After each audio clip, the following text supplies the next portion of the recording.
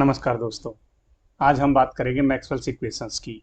Maxwell's equations ही electromagnetic field theory के foundations equations हैं। James Clark Maxwell ने fundamental equation of electricity and fundamental equation of magnetism को एक साथ जोड़ करके इस सेट ऑफ 4 इक्वेशंस बनाया जिन्हें मैक्सवेल्स इक्वेशन कहा जाता है। और उन्होंने मैक्सवेल ने इन चारों इक्वेशंस की सहायता से इक्वेशन ऑफ इलेक्ट्रोमैग्नेटिक वेव भी निकाला। He gave the classical idea of electric and magnetic fields in new meaning by introducing concept of displacement current, जिसके बारे में आप मॉड्यूल 2.2 में देख चुके हैं।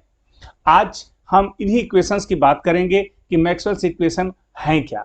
The contribution of Maxwell's came in the form of providing a mathematical form of existing physical equations given by Gauss, Faraday and Ampere. Gauss have two laws, that is Gauss law of electrostatics, Gauss law of magnetostatics, which we have studied in intermediate. Whereas Faraday's law of electromagnetic induction, we are very familiar to that. And lastly, Ampere circuital law. But Ampere circuital law is only true for the static field. It means Maxwell ने electrostatics को electrodynamics में convert करने का प्रयास किया और वो सफल रहे। इस प्रकार से मैक्सवेल्स के 4 इक्वेशंस डिराइव हुए जिनको कहा जाता है कि ये फाउंडेशन स्टोन है इलेक्ट्रोमैग्नेटिक फील्ड थियरी के। और इन इक्वेशंस के डिफरेंट फॉर्म आज वीडियो में हम जानेंगे, जिसमें पहला इक्वेशन का फॉर्म होगा Maxwell's equations in differential form. But आपको याद करने के लिए यहां पर ध्यान रखें, मैक्सवेल का first equation Gauss law of electrostatics, Maxwell second equation Gauss law of magnetostatics, Maxwell's third equation Faraday's law of electromagnetic induction, चौथा इक्वेशन है मैक्सवेल्स फोर्थ इक्वेशन जिसे हम कहते हैं एम्पियर सर्किटल लॉ, लेकिन वो मॉडिफाई किया गया इलेक्ट्रोस्टैटिक्स से इलेक्ट्रोडायनेमिक्स की तरफ। इसका मतलब है कि मैक्सवेल्स का फोर्थ इक्वेशन है मॉडिफाइड एम्पियर सर्किटल लॉ। अब इन चारों लॉ के कुछ फॉर्म देखेंगे, जैसे हम देखते हैं पहला डिफरेंशियल फॉर्म। डिफरेंशियल फॉर्म में क्या कहेंगे, हम पहले इक्वेशन को कहेंगे divergence of E is equal to rho by epsilon naught. अगर आप देखें इस इक्वेशन में ये divergence of E is equal to rho by epsilon naught, जहां पर रो क्या है आपको पता है, it is volume charge density. ये आपको पता है, ये volume charge density, epsilon is the permittivity of medium. चूंकि आपको पता है कि D is equal to epsilon E, तो आप चाहें तो इस E की जगह D रख दें तो यह इक्वेशन बन जाएगा divergence of D is equal to रो।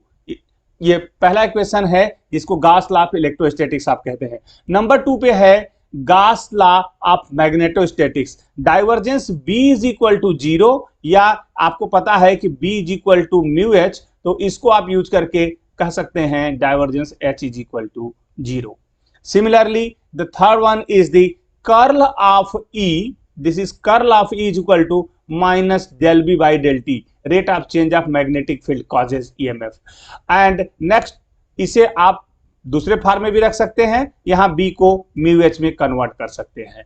और चौथा इक्वेशन है मॉडिफाइड एम्पियर सर्किटल लॉ, जो होता है कि curl H is equal to J means current density, J plus conduction current density plus del D by del T. This is displacement current density. So this can also be written as del cross H is equal to J plus D can be converted into epsilon E, so that is epsilon E. So these are the 4 Maxwell's equation in differential form. Now on the same way we can study the integral form of Maxwell equation. So first equation is the surface integral of E dot ds is equal to 1 by epsilon, it is a constant, and next one is the volume integral of divergence of rho dV. So, number second, surface integral of B dot ds is equal to 0.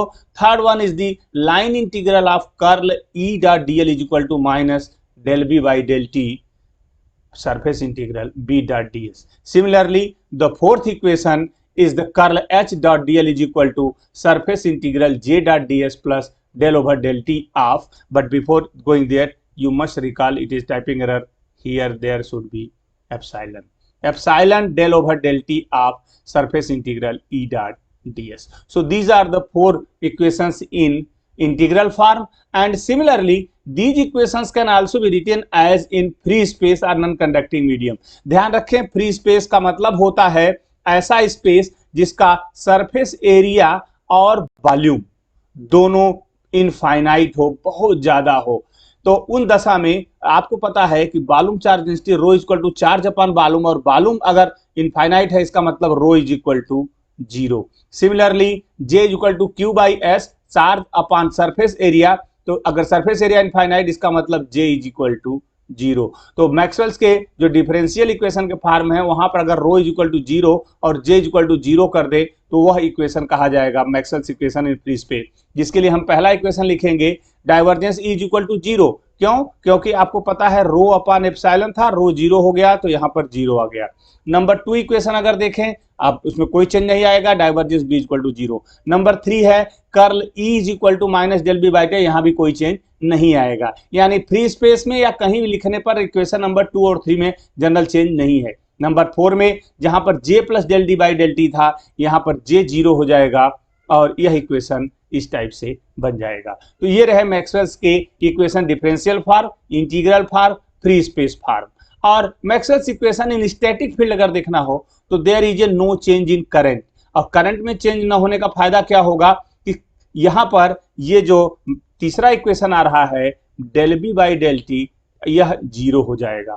और देखें यह equation क्योंकि free space नहीं लिख रहे हैं तो divergence E is equal to rho by epsilon, divergence B already zero होगा, curl E is equal to zero हो जाएगा और यहां पर भी कोई चेंज नहीं आएगा, इसका मतलब केवल जे बचेगा, यानी del B by del t and del E by del t will become zero. Why? There is a no change in electric or magnetic field. Static field आपने कहा है, इसका मतलब कोई चेंज नहीं हो रहा है। तो अगर कांस्टेंट है ये तो कांस्टेंट का डिफरेंशिएशन जीरो होगा, तो यहाँ पर दोनों इक्वेशन बदल जाएंगे। ये इक्वेशन है स्टैटिक फील्ड में। तो इस वीडियो में हमने इतना ही जाना कि different form of Maxwell's equation. अगर आपको अच्छा लगा वीडियो तो आप लाइक करें, सब्सक्राइब करें, और इन चारों इक्वेशंस का डेरिवेशन हम देखेंगे मॉड्यूल 2.4 में। चारों इक्वेशंस का कैसे डिफरेंशिएशन करेंगे। Thank you very much.